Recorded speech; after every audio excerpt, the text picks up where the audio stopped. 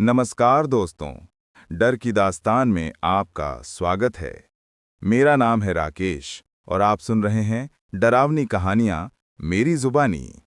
आज की कहानी सिर्फ काल्पनिक है, इसे सच्ची घटना से कोई संबंध नहीं है। अगर आप लोग पहली बार मेरे चैनल पर आए हैं तो चैनल को सब्सक्राइब कीजिए और इस वीडियो को लाइक करना ना भूलें। तो चलिए दोस्तों, बिना वक्त बर्बाद किए शुरू करते हैं आज की खौफनाक कहानी। मैंने हमेशा सुना था कि कुछ जगहें ऐसी होती हैं जहां रात में हवा भी बोलती है, मगर मुझे नहीं पता था कि मैं खुद ऐसी किसी जगह का हिस्सा बन जाऊंगा। मेरा नाम अमितेश है। मैं एक स्वतंत्र फोटोग्राफर हूं। शहर की भागदौड़ से थककर अक्सर मैं अनजान जगहों की तलाश में निकल पड़ता हूं। ऐसे ही एक दिन मुझे एक पुराने पत्रकार मित्र ने एक अजीब जगह का जिक्र किया। एक गांव के पास फैला घना जंगल, जहां रात को लाल रोशनी जैसी कुछ दिखती है और लोगों का कहना है कि वहां कोई औरत पुकारती है। पहले तो मैंने हंसकर टाल दिया, पर उसके बाद रातों को मैं उसी जंगल के बारे में सोचता रहा। कुछ था उस किस्से में जो मुझे खींच रहा था। मैंने अगले ही हफ्ते बैग पैक किया, कैमरा, टॉर्च, ड्रोन और थोड़ी खाने पीने की चीजें। ट्रेन से मैं कटनी पहुंचा, फिर बस से देवरी घाटी की ओर। वहीं से उस गांव का रास्ता शुरू होता था, गोरखपुर गांव, जो अब आधा उजड़ा हुआ है। स्थानीय लोग बताते हैं कि कुछ साल पहले वहां रहस्यमयी घटनाओं के बाद कई परिवार गांव छोड़ गए। बस से उतरते ही मुझे एक पुराना बोर्ड दिखा, गोरखपुर 6 किलोमीटर। नीचे किसी ने लाल रंग से लिखा था, रात में मत जाना। मैं मुस्कुराया। मैंने सोचा और टॉर्च ऑन की। शाम के करीब 5 बजे मैं पगडंडी पर था। पेड़ों की ऊंचाई इतनी थी कि सूरज की किरणें नीचे तक नहीं आ रही थीं। हवा में नमी और मिट्टी की गंध घुली थी। चारों ओर चिड़ियों की आवाजें, झींगुरों की गूंज और कभी-कभी दूर से किसी जानवर की हुक्की। करीब आधा घंटा चला ही था कि रास्ते में एक पुरानी झोंपड़ी दिखी। दरवाजा टूटा था, छप्पर आधा गिरा हुआ। मैंने सोचा अंदर चलकर थोड़ा आराम कर लूं। अंदर घुसा तो हवा ठंडी लगने लगी। टॉर्च की रोशनी में मकड़ी के जाले और टूटी चारपाई दिखाई दी। फिर मेरी नजर एक कोने में रखे लोहे के बक्से पर पड़ी। उसका ढक्कन थोड़ा खुला था। जिज्ञासा में मैंने टॉर्च फेंकी। अंदर कुछ पुरानी तस्वीरें और एक फटी डायरी रखी थी। डायरी के पहले पन्ने पर नाम लिखा था, रीना ठाकुर, 1997। पन्ने पीले पड़ चुके थे। पहले कुछ पेजों में गांव की बातें थीं, खेत, बच्चे, त्योहार। फिर अचानक एक पन्ने पर लिखा था, रात को फिर वही औरत आई। दरवाजे पर खटखटाहट हुई और वो बोली, मैं लौट आई हूं, मुझे मेरा बच्चा दे दो। मैं डर के मारे चिल्लाई, लेकिन मां कहती है वो सिर्फ सपना है। पर उस औरत के पांव जमीन को छूते नहीं हैं। मेरे हाथ कांप गए। मैंने घड़ी देखी, 6:40 शाम। सूरज अब पूरी तरह ढल चुका था। मैंने डायरी को कैमरे के साथ बैग में रखा और बाहर निकला। जंगल अब और गहरा लग रहा था। हवा भी अचानक ठंडी हो गई। अंधेरे में सरसराहट। मैंने मोबाइल निकाला, नेटवर्क गायब। केवल टॉर्च और कैमरे की लाइट के भरोसे में आगे बढ़ा। कहीं दूर से लोमड़ी या किसी जानवर की आवाज आई, पर कुछ कदम बाद लगा जैसे कोई मेरे पीछे चल रहा है। धीरे से मैंने पीछे टॉर्च घुमाई, कुछ नहीं। फिर आवाज आई, छप छप छप, जैसे कोई नंगे पैर मिट्टी पर चल रहा हो। मैं रुका, आवाज भी रुक गई। मैंने गहरी सांस ली। ये मेरा भ्रम है, मैंने खुद से कहा। लेकिन फिर अचानक मेरे कान के पास किसी ने धीरे से फुसफुसाया, वो बक्सा मत खोलना था। मैं पीछे मुड़ा, कोई नहीं था। टॉर्च कांपने लगी और मेरे हाथ से कैमरा गिर गया। लेंस पर मिट्टी लग गई थी। मैंने उसे उठाया, टॉर्च को सीधा किया और तेजी से आगे बढ़ा। बस अब गांव पहुंचना था। करीब 1 घंटे की मशक्कत के बाद मैं जंगल से बाहर आया।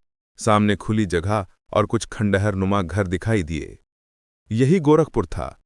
गांव के बीच में एक पुराना कुआं और बगल में नीम का पेड़ था। हवा वहां अजीब थी, जैसे कोई नमी नहीं, बस ठंडक। मैंने सोचा यहीं टेंट लगा दूं। थोड़ी देर आराम करूंगा, फिर सुबह एक्सप्लोर करूंगा। मैंने कैमरा निकाला, कुछ फोटो लीं, लेकिन कैमरे की स्क्रीन बार बार फ्लिकर करने लगी। कभी फ्रेम में कुछ धुंधली परछाई दिखती, कभी लगता जैसे कोई और भी फोटो में है। करीब रात के 12 बजे नींद खुली तो लगा कोई मेरे टेंट के बाहर घूम रहा है। हवा स्थिर थी, फिर भी टेंट की छत हल्की हिल रही थी। मैंने धीरे से टॉर्च उठाई। जैसे ही जिप खोली, सामने वही नीम का पेड़ दिखा और उसके नीचे कोई खड़ा था। लंबे बाल, सफेद साड़ी, सिर झुका हुआ। वो बिल्कुल स्थिर थी, जैसे मूर्ति। मैंने टॉर्च उसकी तरफ की और उसी पल वो चेहरा ऊपर उठाती है। आंखें बिल्कुल काली, होठों से खून रिस रहा था। मैं पीछे गिर पड़ा और उसी वक्त पूरी टॉर्च बंद। अंधेरे में बस एक आवाज गूंजी, मेरा बच्चा लौटा दो। रात की वो चीख अब भी मेरे कानों में गूंज रही थी, मेरा बच्चा लौटा दो। मैंने डर के मारे टॉर्च दोबारा ऑन करने की कोशिश की, पर रोशनी झिलमिलाकर बंद हो गई। चारों तरफ बस घुप अंधेरा। नीम के पेड़ की ओर देखने की हिम्मत नहीं थी। सांसें इतनी तेज चल रही थीं कि खुद की धड़कनें भी डराने लगी थीं। कई मिनट में वहीं बैठा रहा। धीरे धीरे सन्नाटा लौट आया। हिम्मत जुटाकर मैंने कैमरे की लाइट ऑन की। वो औरत वहां नहीं थी। सुबह की हवा ठंडी थी, पर मेरा शरीर पसीने से भीगा हुआ था। रात की वो तस्वीर मेरे दिमाग में बार बार घूम रही थी। कैमरे में साफ दिख रहा था, वो औरत कुएं के पास खड़ी थी और उसके बगल में मैं। पर वो फोटो मैंने ली थी, तो फिर मैं उसमें कैसे था? मैंने कैमरा बैग बंद किया और फैसला किया कि अब बस यहां से निकलना ही ठीक रहेगा। लेकिन जैसे ही मैं बस अड्डे की ओर चला, वो बूढ़ा फिर सामने आ गया। उसकी आवाज भारी थी, जाने से पहले एक बार उस कुएं को देख लेना बेटा, वरना वो तेरे पीछे आएगी। मैंने उसकी तरफ देखा। क्यों? आप डराना क्यों चाहते हैं? मैंने बस फोटो खींची थी। वो धीरे से बोला, रीना ठाकुर मरने से पहले अपने बच्चे को किसी पर छोड़े थी। कोई बाहरी आदमी था, शहर से आया फोटोग्राफर। वही बच्चा आज बड़ा हो चुका है। उसकी नजरें मुझ पर टिक गईं। क्या मतलब? मेरी आवाज खुद से ज्यादा कांप रही थी। नाम भी वही था, अमितेश। मुझे याद आया, मेरे माता पिता ने कभी मेरे जन्म के बारे में ज्यादा कुछ नहीं बताया था, बस इतना कि मैं गोद लिया हुआ हूं। पर मैंने कभी पूछा नहीं, क्या सच में मैं वही बच्चा हूं? दिमाग में हलचल थी। मैंने गांव छोड़ने की कोशिश की, लेकिन रास्ते में पेड़ों के बीच वही सरसराहट फिर सुनाई दी। छप छप छप। अब की बार दूर से नहीं, बिल्कुल पास से। मैंने मुड़कर देखा। सफेद धुंध में एक औरत दिखी। उसके बाल खुले थे और चेहरा आधा साया। उसने हाथ बढ़ाया। रुक जा बेटा, मैंने कांपते हुए कहा। तुम रीना? उसकी आंखों से आंसू बह निकले। उन्होंने कहा था, तू मर गया, पर तू जिंदा है। मैं तुझे लेने आई हूं। मैं पीछे हट गया। नहीं, तुम भूत हो, मैं इंसान हूं। वो मुस्कुराई, पर उस मुस्कान में कोई गर्मी नहीं थी, सिर्फ ठंडक। रिश्ते मिट्टी से नहीं, आत्मा से बनते हैं। उसने कदम बढ़ाए। जमीन पर उसके पैरों के नीचे कोई निशान नहीं पड़ रहा था। फिर उसने धीरे धीरे मेरी तरफ झुकते हुए कहा, चल घर चलें। मैंने भागने की कोशिश की, पर चारों ओर धुंध फैल गई। दिशा का कोई अंदाजा नहीं था, बस आवाजें, कहीं बच्चे की हंसी, कहीं किसी के रोने की। मैं गिर पड़ा। हाथ जमीन पर रखे तो कुछ गीला महसूस हुआ। टॉर्च ऑन की, वही लोहे का बक्सा पड़ा था जो मैंने झोंपड़ी में देखा था, पर अब वो खुद ब खुद खुल गया। अंदर वही तस्वीरें थीं, और उनमें से एक में रीना के साथ एक छोटा बच्चा। बच्चे के कपड़ों पर नाम लिखा था, अमितेश मेरा। सिर घूम गया। मैं जमीन पर बैठा रहा, हाथों से चेहरा ढक लिया। नहीं, ये झूठ है। पर तभी हवा में वही फुसफुसाहट गूंजी, तू ही मेरा बच्चा है। हवा ठंडी हो गई और कुएं की दिशा से पानी उबलने जैसी आवाज आने लगी। मैं डर के बावजूद वहां गया। कुएं के चारों ओर अब धुंध घूम रही थी। पानी का रंग काला था, जैसे स्याही, और बीच बीच में छोटे बुलबुले ऊपर उठ रहे थे। मैंने कैमरा चालू किया। स्क्रीन पर अजीब सी आकृतियां दिखने लगीं, चेहरों जैसी, जो पानी की सतह पर बनती और मिटती जा रही थीं। फिर एक चेहरा स्थिर हुआ, रीना का। उसने मुंह खोला और कैमरे से ही आवाज आई, आजा, पूरा कर अधूरा वादा। कैमरा अपने आप रिकॉर्ड करने लगा। पानी से लाल रोशनी निकलने लगी।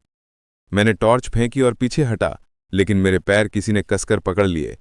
नीचे से किसी का हाथ बाहर निकला, पानी में लिपटा हुआ, ठंडा और सख्त।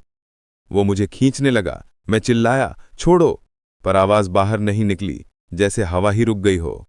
फिर वही औरत रीना कुएं से आधी बाहर आई। उसकी आंखें अब कोमल थीं, पर भीतर दर्द था। मैं नहीं चाहती थी कि तू यहां लौटे, पर हर साल जब कोई सच ढूंढता है, तू वापस बुला लिया जाता है। क्या मतलब? मैंने कांपते हुए पूछा। ये शाप है। जब मैं मरी, मेरा बच्चा जिंदा था। जिसने मुझे धोखा दिया, उसने तुझे छुपा लिया। अब हर वो इंसान जो इस सच्चाई को कैमरे में कैद करता है, उसके जरिए तू लौट आता है और मैं फिर अधूरी हो जाती हूं। वो बोल रही थी, पर उसके शब्द हवा में नहीं, मेरे दिमाग में गूंज रहे थे। मैं भागने की कोशिश करता रहा, पर हर दिशा में वही जंगल, वही कुआं, वही नीम का पेड़। आसमान में बादल छा गए, बिजली कड़की।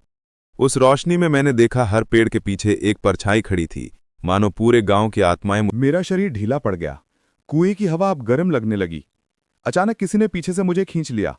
बूढ़ा, वही आदमी। वो चिल्लाया, मत देख, वरना तू भी वही रह जाएगा। उसने किसी तरह मुझे खींचकर बाहर निकाला। रीना का चेहरा धीरे धीरे धुंध में घुल गया, पर उसकी आंखें आखिरी बार मुझ पे टिकी रहीं। हम फिर मिलेंगे। जब मैंने होश संभाला, सुबह हो चुकी थी। कुआं शांत था, हवा स्थिर। बूढ़ा वहीं बैठा था, थका हुआ। तू बच गया बेटा, उसने कहा, पर अब कू उसका है। मैंने पूछा, अब क्या होगा? वो बोला, रीना की आत्मा अधूरी है। जब तक उसका बच्चा उसे नहीं मिलेगा, वो लौटती रहेगी। और तू तू वही बच्चा है। अब ये जंगल तेरे नाम से जाना जाएगा। मैंने कैमरा खोला। उसमें नई फोटो थी, जो मैंने नहीं ली थी। रीना और मैं साथ साथ खड़े, पीछे नीम का पेड़ और कुआं। फोटो के नीचे अपने आप लिखा था, मां और बेटा, 2025। सुबह की धूप में जंगल पहली बार साफ दिख रहा था, पर जितना साफ दिख रहा था, उतना ही अजीब भी लग रहा था। हर पेड़ की छाल पे नाखूनों के निशान थे, जैसे किसी ने भीतर से बाहर निकलने की कोशिश की हो। बूढ़ा कुछ दूर खड़ा था, हाथ में वही लकड़ी की माला लिए, जैसे वो हर बार घुमाता रहता था। मैंने उससे कहा, आप सब जानते हैं, मुझे सब बताइए। वो कुछ पल चुप रहा, फिर बोला, जो कहानी तू जानना चाहता है, वो किसी ने पूरी नहीं सुनी, लेकिन आज शायद वक्त आ गया है। बूढ़े की आवाज धीमी हो गई, जैसे यादों में उतर रही हो। रीना ठाकुर 20 बरस पहले इस गांव की सबसे खूबसूरत और नेक औरत थी। उसका पति सुरेश लकड़ी का व्यापारी था, अक्सर शहर जाया करता था। एक बार वो साथ में एक नौजवान फोटोग्राफर को भी लाया, जो जंगल और गांव की तस्वीरें खींचता था। उसका नाम था अमित। मैं सिहर गया, नाम लगभग मेरा ही था। वो दोनों कई दिन तक साथ में गांव के इर्द गिर्द घूमते रहे। रीना को भी तस्वीरें खिंचवाने का शौक था, पर उस रिश्ते ने गांव के लोगों की नींद उड़ा दी। लोग बातें करने लगे कि वो फोटोग्राफर और रीना के बीच कुछ चल रहा है। एक रात सुरेश ने दोनों को कुएं के पास देखा और गुस्से में उसने दोनों को मारने की कोशिश की। अमित किसी तरह बच निकला, पर रीना को उसने धक्का दे दिया। वो कुएं में गिरी और उसी रात बिजली गिरी उस नीम के पेड़ पर। कहते हैं मरने से पहले उसने कसम खाई थी, जिसे मैं चाहूंगी वो हर जन्म में मेरे पास लौटेगा। मैंने धीरे से पूछा, तो फिर वो फोटोग्राफर? वो पागल हो गया। कुछ साल बाद उसी जंगल में उसकी लाश मिली, हाथ में कैमरा था और तस्वीर में वही औरत। उसके बाद हर कुछ साल में कोई फोटोग्राफर यहां आता है और वही कहानी दोहराई जाती है। मैं बुदबुदाया, तो मैं वही आत्मा हूं जो हर जन्म में लौटता हूं? बूढ़ा सिर हिला के बोला, हाँ बेटा, तू उस औरत के प्रेम का श्राप है। रीना की आत्मा तुझे वापस बुलाती है ताकि वो अधूरा रिश्ता पूरा कर सके, पर तू इंसान होकर उसे कभी पा नहीं सकता और वो आत्मा होकर तुझे छोड़ नहीं सकती।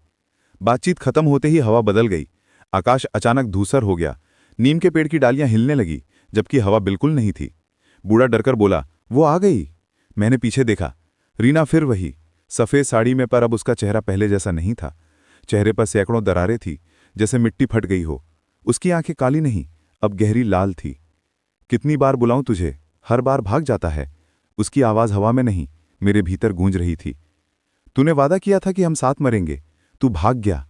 अब इस बार मैं नहीं जाने दूंगी। वो कुएं के पास पहुंची और हाथ फैलाया। हवा में धूल उड़ी और कुएं की दीवार पे कुछ उभर आया, प्राचीन संस्कृत के अक्षर।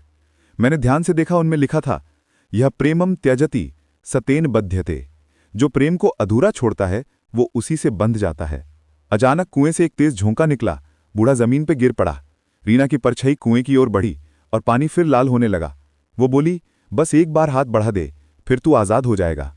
मैं कांपते हुए बोला, अगर मैं नीचे गया तो क्या तू शांति पाएगी? हाँ, पर तू लौट नहीं पाएगा। मैंने बूढ़े की ओर देखा। वो धीरे से सिर हिला रहा था, जैसे कह रहा हो मत कर, पर अंदर कुछ था जो मुझे रोक नहीं पा रहा था। कुएं के किनारे खड़े होकर मैंने नीचे झांका। वही बचपन का चेहरा, वही मासूम आंखें, माँ और बच्चे के बीच सिर्फ पानी की परत थी। मैंने हाथ बढ़ाया, रीना ने भी। दोनों के हाथों के बीच हवा ने बिजली सी कड़की। तभी बूढ़े ने कुछ मंत्र पढ़ना शुरू किया। उसके शब्दों से नीम के पत्ते गिरने लगे। रीना दर्द से चीखी, नहीं, ये रिश्ता नहीं टूटेगा। कुएं से धुआं उठने लगा। उसमें चेहरे उभर रहे थे। उन सभी की आत्माएं जो यहां मरे थे, वो सब रीना के चारों ओर घूमने लगे और वो धीरे धीरे उस धुएं में समाने लगी। आखिरी बार उसकी आवाज आई, तू चाहे हर जन्म ले, मैं तुझे ढूंढ लूंगी। और फिर सन्नाटा। हवा स्थिर हो गई। कुएं का पानी अब साफ था। नीम के पेड़ पर नई पत्तियां उगाई थी। बूढ़ा बोला, शायद अब ये जगह कुछ समय के लिए शांत रहेगी। मैंने कैमरा उठाया। स्क्रीन पर कुछ नहीं था, पर जैसे ही मैं उसे बंद करने लगा, एक आखिरी तस्वीर अपने आप उभरी। रीना मुस्कुरा रही थी और पीछे लिखा था, वादा अधूरा नहीं रहा, अभी बस वक्त अधूरा है। शहर लौटने के बाद कई दिन तक मैं कुछ बोल नहीं पाया। हर चीज सामान्य दिखती थी, ट्रैफिक, लोग, काम और वही पुराना कमरा। पर भीतर कुछ ऐसा था जो अब भी कुएं की गहराई में फंसा हुआ था। कैमरा मेज पर रखा था, पर मैं उसे छूने से डरता था।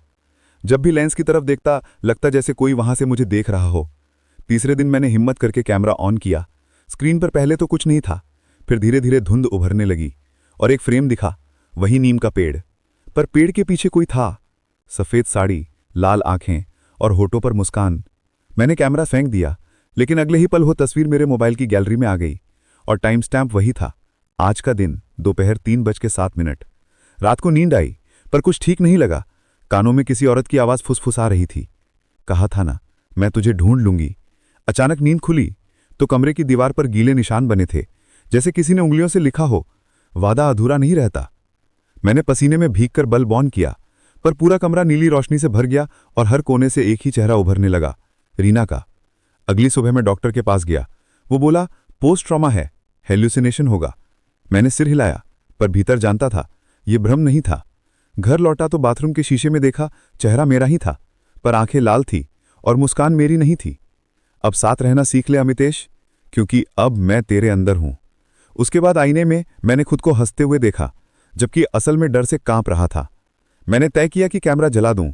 रात को बालकनी में जाके आग लगाई, लपटें उठी, धुआं फैला और एक पल को लगा कि सब खत्म हो गया।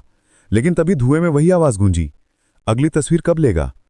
उस वक्त नीचे सड़क पे 2 बच्चे साइकिल चला रहे थे। उनके बीच से हवा में चमक सी उठी और वो दोनों गायब हो गए।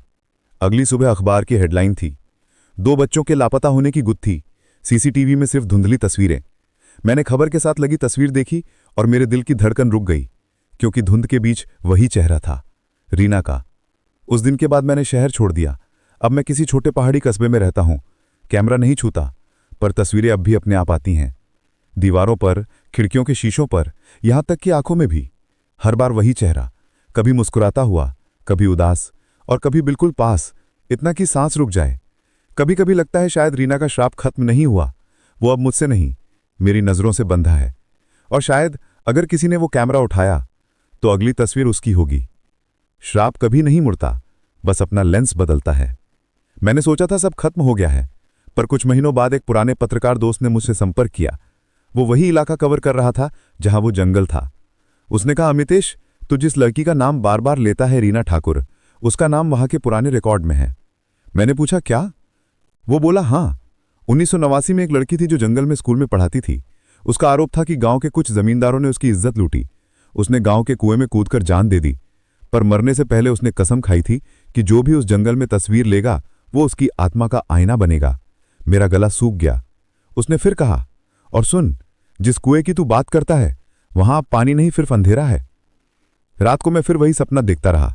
रीना खड़ी थी नीम के पेड़ के नीचे, उसकी आंखों में आंसू थे और उसने कहा, मैं बुरी नहीं थी अमितेश, मुझे बस कोई चाहिए था जो मेरी आखिरी तस्वीर देख सके ताकि मेरा वजूद मिटे नहीं। मैंने कांपते हुए पूछा, तो अब तू क्या चाहती है? वो मुस्कुराई, धीरे से बोली, अब तेरा चेहरा मेरा आईना है, अब कोई और नहीं, बस तू दिखेगा मेरी जगह। और उसी पल वो धुंध में समा गई। आज भी जब मैं किसी अजनबी के मोबाइल में सेल्फी देखता हूं तो डर लगता है कहीं पीछे मेरा ही चेहरा ना दिख जाए, क्योंकि अब मैं वही आत्मा हूं जो हर फ्रेम में ठहरी रहती है, कभी धुंध में, कभी परछाई में। रीना ठाकुर का श्राप शायद अब उसने मुझे दे दिया। अब कोई और जंगल में जाएगा, कोई और कैमरा उठाएगा और फिर से सब शुरू होगा। हर तस्वीर में एक चेहरा छिपा होता है, बस कभी कभी वो तुम्हारा नहीं होता। तो दोस्तों, यहाँ पे ये कहानी पूरी होती है। हमारी कहानी पसंद आई हो तो लाइक करना ना भूले और इस चैनल को अभी सब्सक्राइब करें।